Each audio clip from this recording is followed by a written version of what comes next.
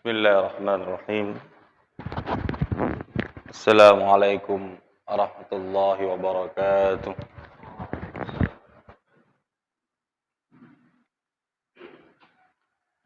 Innal hamdalillah nahmaduhu wa nasta'inuhu wa nastaghfiruhu wa nastahdihi wa natubu ilayh.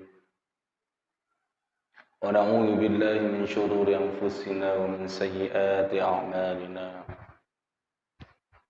من يهده الله فهو المهتدي ومن يضلل فلن تجد له وليا مرشدا أشهد أن لا إله إلا الله وحده لا شريك له وأشهد أن محمدا عبده ورسوله أدى الأمانة وبلغ الرسالة ونصح الأمة وجاهد في الله حق جهاده حتى تركنا على المحجة البيضاء ليلها كنهارها لا يزيغ عنها إلا هالك. اللهم صل وسلم وبارك على نبينا وشفيعنا محمد وعلى آله وصحبه أجمعين. أما بعد. Para rawuh jamaah ibu bapak rahmatullah. Alhamdulillah tansah kita syukur dumateng Allah Subhanahu wa taala.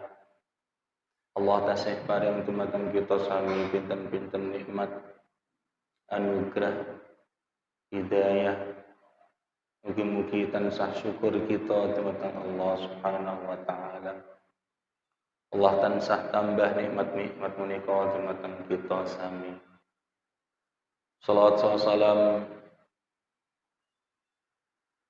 tansah sami kita aturaken dumateng uswah suri tauladan Rasul akhir zaman Muhammad sallallahu alaihi wasallam. Minangkanipun wujud tresna kita ingkang estu dumateng Rasulullah. Sami kita ngatah-ngatahi yaosan shalawat dan mugi-mugi wonten yaumul akhir menika kita sami dipun kempalaken kalian Gusti Allah yang dalam setunggal pangenan ingkang inggil inggih menika kalian Rasulullah sallallahu alaihi wasallam. Para rawuh jamaah ibu bapak rahimakumullah. Kita sami gesang wonten donya menika tentu nggadahi setunggal kepinginan ingkang sami. Tiang ingkang gadahi iman ugi tiang ingkang gadahi iman ing dalem manahipun sedayanipun gadah kepinginan ingkang sami inggih menika gesang wonten donya kanthi gesang ingkang sae utawi kanthi ibarat ingkang lintu tiang gesang wonten donya niki mung suwunane setunggal inggih menika bahagia nalikane gesang wonten donya. Langkung-langkung kita minangkanipun mukmin tiang ingkang gadahi iman tentu keinginan menika estu-estu kita suwun. Kita nyuwun gesang wonten donya, urip wonten donya niku urip ingkang bahagia. Langkung-langkung ugi urip gesang wonten akhirat. Tentu kita nggadahi kepinginan menika. Kadangkala kita mukmin menika kicalan setunggal keseimbangan gesang wonten donya. Tegesipun tiang mukmin medal gesang wonten donya kadangkala sebagian mukmin terlalu mendahulukan kehidupan sementara yaitu kepentingan duniawi. Sebagian mukmin ugi terlalu mendahulukan kehidupan akhirat sampai menyampaikan kepentingan-kepentingan duniawi. Sebagian kata kita banyak yang melenakan akhirat demi kepentingan duniawi. Tapi tidak menafikan juga bahwasanya sebagian mukmin ada yang terlalu mementingkan akhiratnya hingga menyampingkan kepentingan duniawi. tapi yang diajarkan oleh Rasulullah sallallahu alaihi wasallam adalah sebuah keberimbangan antara kepentingan duniawi juga kepentingan ukhrawi. Maka dalam satu kisah diriwayatkan suatu saat Salman Al-Farisi, sahabat Rasulullah, sedang bertamu ke rumah Abu Darda radhiyallahu anhuma. Tentu dalam tradisi bertamu, mereka menginap berhari-hari dikarenakan satu rumah dengan rumah yang lainnya memiliki jarak tempuh yang sangat jauh dan kendaraan yang sulit. Maka ketika itu Salman sempat beberapa hari menginap di rumah Abu Darda. Dalam kisah tersebut dikisahkan bahwasanya Salman radhiyallahu anhu ketika mendatangi rumah Abu Darda cukup terkejut dengan keadaan yang dilihat oleh Salman di dalam rumah Abu Darda. Pernah suatu ketika Salman melihat Ummu Darda atau istri Abu Darda mengenakan pakaian yang pakaian tersebut tidaklah layak untuk dipakai.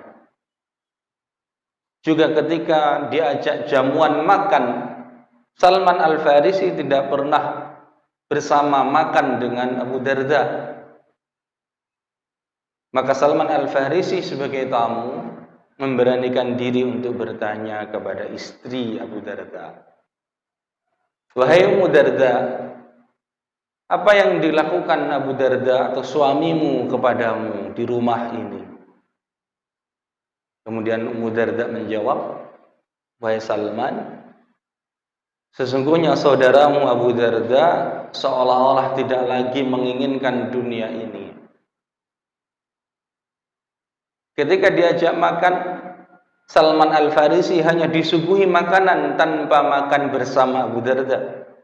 Ternyata Abu Darda selama ditamui oleh Salman sedang berpuasa." Kemudian Ummu Darda menceritakan bahwasanya sepanjang hidupnya Abu Darda hanya ingin selalu dekat kepada Allah, sehingga aku dilalaikannya, seolah-olah aku tidak diinginkannya lagi. Maka pakaianku pun pakaian yang tidak layak untuk aku pakai, dan makanan yang diberikan kepadaku pun makanan yang hanya cukup untuk aku makan sendiri. Dan engkau wahai Salman, ketika diajak dan dijamu oleh makanan, Abu Darda tidak memakan makanan itu lantaran dia sedang berpuasa. Dan di setiap malam dia tidak pernah memejamkan kedua matanya. Kemudian Salman spontan memberi nasihat kepada Abu Darda. Karena Salman memiliki pandangan yang berbeda tentang kebahagiaan dunia. Nilai keberimbangan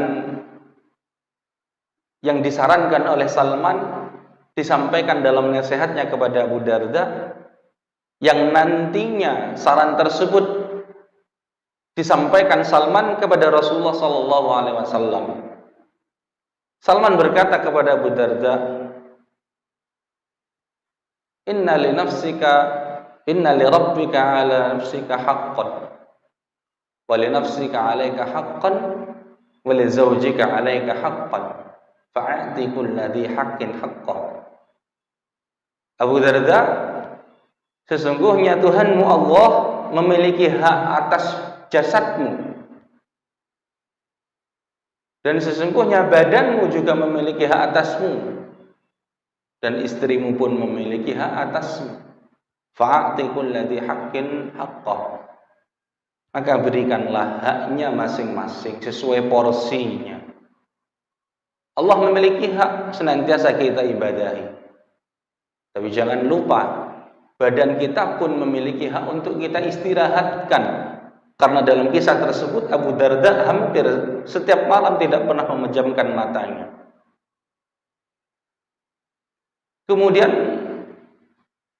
hak-hak istri dan keluarga beserta anak-anak kita itu adalah hak mutlak yang wajib kita sampaikan, kita tunaikan kewajiban kita. Tetapi Abu Darda dalam perkara itu menyampingkan hak-hak keluarga sehingga istrinya diberi makanan yang hanya cukup untuk istrinya sendiri, dan pakaiannya pun dinilai Salman tidak layak untuk dipakai seorang Ummu Darda. Maka disampaikan kisah itu oleh Salman kepada Rasulullah. Maka Rasulullah pun menjawab, "Shadaqa Salman." Wahai sahabat-sahabatku, Salman telah benar. Maka seketika itu Abu Darda radhiyallahu anhu semakin sering bersosial dengan tetangga-tetangganya, semakin sering memperhatikan kebutuhan-kebutuhan istrinya, dan semakin sering meningkatkan keberimbangan antara ibadah ubudiyah rohaniyah kepada Allah dan ibadah rohaniyah ijtimaiyah atau sosial sesama makhluk-makhluk Allah. Maka para jamaah rahimakumullah, atau kita ingin mencari sebuah kebahagiaan, tentu harus memiliki sebuah keseimbangan. Jangan mengira kebahagiaan hanyalah senantiasa beribadah dengan menyampingkan muamalah sesama manusia saja. Atau sisi kebahagiaan hanya mendahulukan bahagia secara sosial tanpa memiliki ruh ibadah kepada Allah Subhanahu wa taala. Tentu kalaulah keduanya kita gabungkan menjadi satu, maka utuhlah kebahagiaan seorang mukmin. Sebagian manusia pula memandang bahwasanya kebahagiaan itu adalah sifatnya sesuatu yang material semata. Tapi nyata-nyatanya materi pun tidak mampu membahagiakan hidup seseorang muslim atau seseorang pada umumnya. Kalau bahagia ukurannya jabatan atau pangkat di mata atasan atau di mata masyarakat yang lain, mungkin Fir'aun orang yang paling bahagia di dunia, nyatanya tidak, Allah hinakan serendah-rendahnya. Atau kalau mungkin harta, mungkin Qarun orang yang paling berharga dan bahagia hidupnya di dunia, tapi Allah tenggelamkan bersama hartanya. Atau kalau kita memiliki teman-teman, kolega, pengawal-pengawal berbadan tinggi besar, kita dihormati dan ditakuti oleh banyak orang, mungkin sebagian memandang itulah kebahagiaan. Kalau demikian, mungkin Haman, komandan pasukan Fir'aun, orang yang paling bahagia. Namun nyatanya tidaklah demikian. Maka Rasulullah SAW mengajarkan kepada kita bahwasanya bahagia itu adalah seperti yang diriwayatkan dalam sebuah riwayat, "Man asbaha minkum aminan fi sirbi, mu'afan fi badani, indahu qutu yaumih, ka'annama hizat lahu dunya." Kebahagiaan yang dipandang manusia kadangkala rumit, bahkan mahal. Tapi dipandang Rasulullah, bahagia adalah sesuatu yang sangat sederhana. Dalam riwayat tersebut menyebutkan, "Man asbaha minkum." Siapa di antara kalian? Di antara kalian maknanya adalah, dalam riwayat tersebut adalah sahabat-sahabat Rasulullah, atau di zaman kita adalah mereka di antara kalian umatku atau orang-orang yang beriman. Maka model pertama seseorang ingin mencari kebahagiaan tentu adalah keimanan. Bagaimana mungkin iman membahagiakan hidup kita? Dengan contoh yang sangat sederhana, seseorang yang tertimpa musibah akan berbeda reaksinya ketika seseorang memiliki iman yang tebal dengan seseorang yang memiliki iman yang tipis kepada Allah. Seseorang yang memiliki iman yang tingkat tinggi, dalam keadaan apapun dia akan syukur dan sabar. Barangkali orang yang memiliki iman yang rendah, diuji, dicoba oleh Allah, dia akan senantiasa merasa bahwasanya dirinya lah orang yang paling sedih di dunia. Dengan demikian, dia pun kehilangan kebahagiaan. Maka tentu syarat mutlak pertama seseorang memiliki kebahagiaan dunia adalah seseorang yang memiliki iman kepada Allah dan Rasulullah sallallahu alaihi wasallam. Kemudian dilanjutkan dalam riwayat tersebut, aminan fi sirbi. Seseorang yang memiliki iman, kemudian dia merasa aman pada dirinya dan seluruh keluarganya. Jadi kunci bahagia yang kedua adalah rasa aman yang Allah tancapkan dalam hati kita. Seorang anak kecil dalam sebuah literatur Arab kuno pernah ditanya, qila lis-sabi mal amn?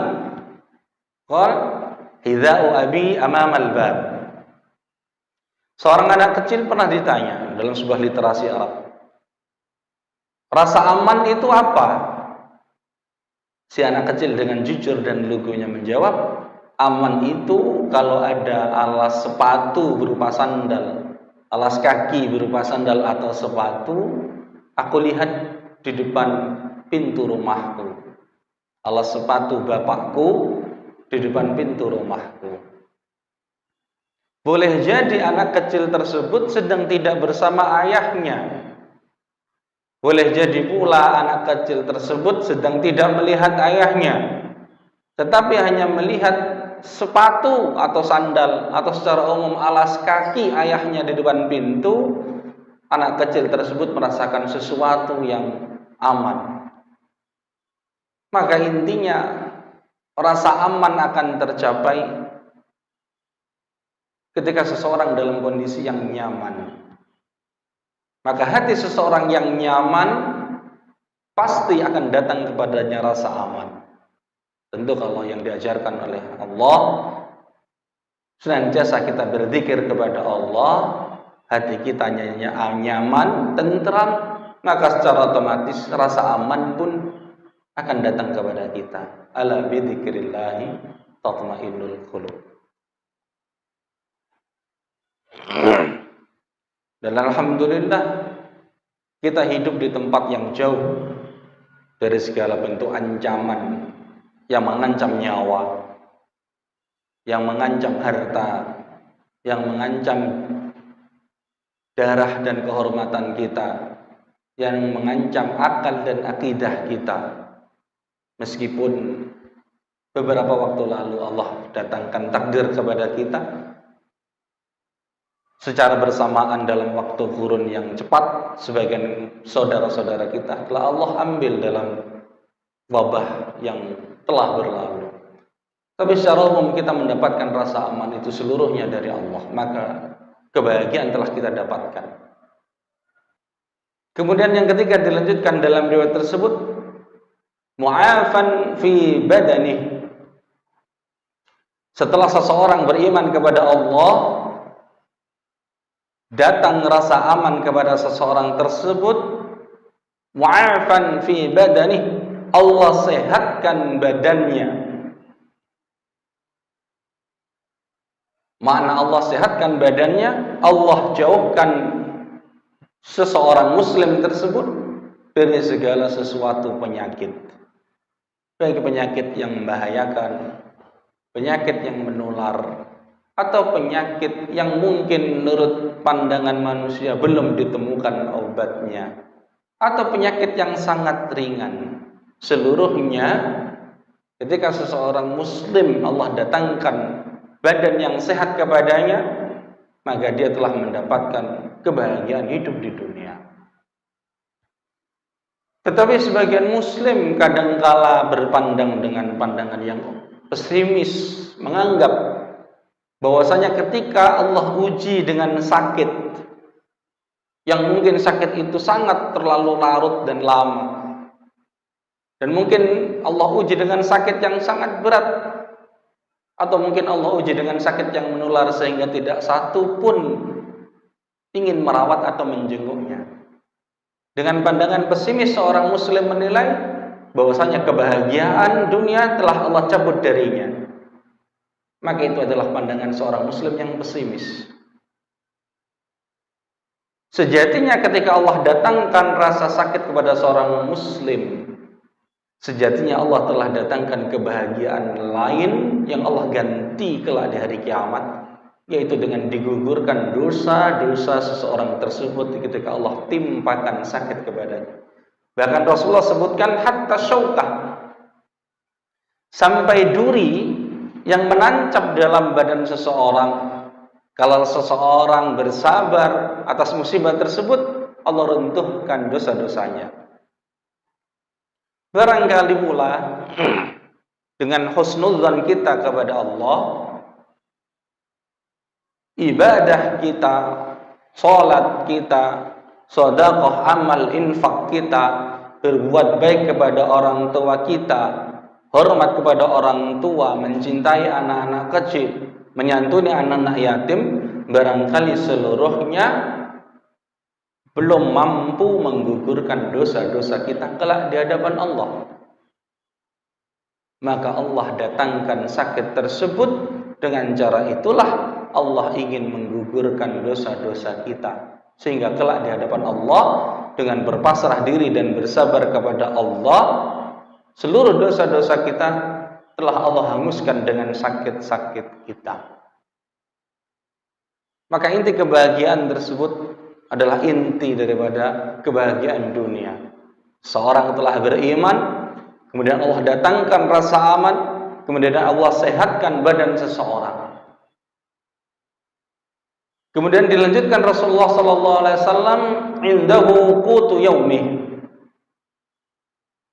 Kemudian dia memiliki bahan makan yang cukup untuk dia makan di hari itu. Maka kuncinya sangat sederhana. Bahagia itu perkara yang mudah dan sederhana. Memiliki makan yang cukup kita makan untuk hari ini, itulah sebuah kebahagiaan. Jadi kalau seseorang yang memiliki makanan yang lebih, tentu logisnya dia mendapatkan kebahagiaan yang lebih. Tapi Rasulullah SAW hanya mencontohkan dengan contoh yang sangat mudah untuk meraih kebahagiaan, yaitu cukup memiliki bahan makanan yang kita makan pada hari itu. Itulah sumber-sumber kebahagiaan hidup seorang muslim. Para jamaah rahimakumullah, kalaulah kita meneladani Rasulullah SAW, anggap saja sebagian singkat kisah Rasulullah yang kita kenal di masa-masa genting Rasulullah. Bahkan di masa-masa peperangan telah usai dan kaum muslimin sudah mendapatkan banyak kemenangan. Apa yang terjadi dengan Rasulullah SAW dan para sahabatnya? Suatu kisah dikisahkan ketika Rasulullah awal-awal hijrah ke kota Madinah. Salah seorang sahabat dalam kondisi yang lapar, kemudian mengetuk salah satu pintu sahabat yang lain. Sahabat lain tersebut pun merasakan lapar karena beberapa hari belum makan makanan. Maka dua orang sahabat tersebut mengetuk pintu sahabat yang lain. Keadaan pun sama, sahabat tersebut pun dalam keadaan lapar. Maka bersepakatlah tiga sahabat ini untuk mengetuk pintu Rasulullah, berharap ada makanan di rumah Rasulullah. Yang terjadi, Rasulullah pun berhari-hari belum makan makanan apapun. Sehingga bersepakat Rasulullah dan sebagian sahabatnya untuk mendatangi rumah Abu Ayyub Al-Ansari. Kemudian diketoklah pintu rumah Abu Ayyub Al-Ansari, maka Rasulullah bersama sahabat-sahabatnya pun dihidangkan makanan oleh Abu Ayyub Al-Ansari. Bahkan suatu saat ketika Rasulullah SAW masuk ke rumah Aisyah radhiyallahu anha, Rasul bertanya, "Ma indana al-yawm?" Qala ma indana syai', qala fa idzan inni shaim. Aisyah, kita memiliki apa yang untuk kita makan pada pagi hari ini? Aisyah menjawab, kita tidak memiliki apapun untuk dimakan oleh Rasulullah. Maka Rasulullah menjawab, kalau begitu biarkan aku puasa pada hari ini. Hingga pula suatu saat Rasulullah SAW masuk lagi ke rumah Aisyah. Ma'indana al-yawm, apa yang kita miliki wahai Aisyah? Ma'indana syai'illa al-khal. Kemudian Rasulullah menjawab, ni'mal udmu al-khal. Aisyah, apa yang kita miliki untuk kita makan? Aisyah menjawab, kita tidak memiliki apapun illal khal, kecuali khal. Khal itu dalam bahasa kita mungkin acar atau sambal atau sejenis pendamping makanan utama. Itu yang dimiliki Aisyah. Kemudian Rasul menjawab, ni'mal udmu al-khal. Inilah yang paling makanan yang paling enak. Hanya itu yang dimakan oleh Rasulullah SAW. Bahkan pernah pula Rasulullah SAW mengikat perutnya dengan batu-batu kecil supaya terlihat di depan Aisyah Rasulullah tidak merasakan lapar karena perutnya terisi dengan ikatan batu kerikil-kerikil kecil. Hingga suatu saat Aisyah mengetahui. Kemudian Rasul menjawab, beberapa hari aku telah tidak makan makanan apapun. Bahkan Rasulullah SAW ketika diembargo ekonomi oleh suku-suku Yahudi Bani Quraidah di kota Madinah ketika itu, Rasulullah dan para sahabatnya hanya memakan makanan berupa daun-daun dan ranting-ranting pohon yang bisa dimakan untuk waktu yang sangat lama, sekitar 4 bulan. Maka itulah sosok suri tauladan, contoh kita dalam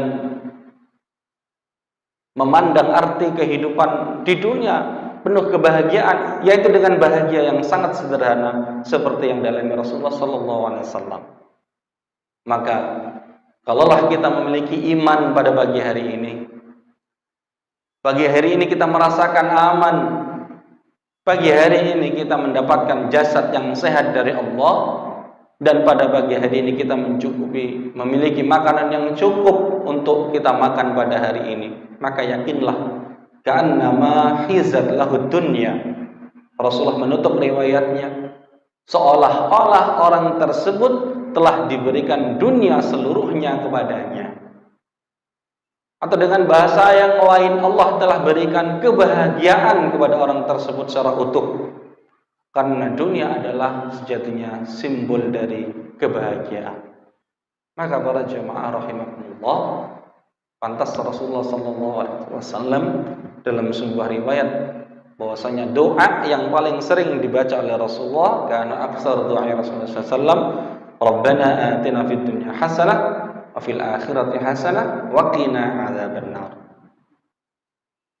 Doa yang paling sering diucap Rasulullah adalah doa Rabbana atina, ya Allah, berikan kepada kami kehidupan dunia ini dengan kehidupan yang baik, dan berikan kepada kami kehidupan akhirat dengan kehidupan yang baik. Maka kehidupan yang baik itulah inti kebahagiaan seorang muslim. Lantas kebahagiaan seorang muslim hidup di akhirat hanya satu, kata Rasulullah, wa qina adzabannar. Jagalah kami ya Allah, selamatkanlah kami ya Allah dari siksa api neraka. Maka selamat dari neraka dengan keadaan seperti apapun adalah inti kehidupan baik bagi seorang muslim kelak di akhirat. Mudah-mudahan Allah senantiasa datangkan kebaikan-kebaikan kehidupan di dunia kepada kita, juga pula kelak Allah datangkan kebaikan-kebaikan hidup di akhirat, tentu dengan mendapatkan kenikmatan yang tinggi di sisi Rasulullah, di tempat yang tertinggi bersama Rasulullah sallallahu alaihi wasallam. Mudah-mudahan menjadi ilmu yang manfaat, dan mudah-mudahan menjadi motivasi kita untuk menggapai kebahagiaan yang sangat sederhana yang dikisahkan dalam kisah-kisah Rasulullah sallallahu alaihi wasallam. Amin ya rabbal alamin. Qul qawli hadza wastaghfiruh innahu huwal ghafurur rahim. Billahi taufiq wal hidayah. Assalamualaikum warahmatullahi wabarakatuh.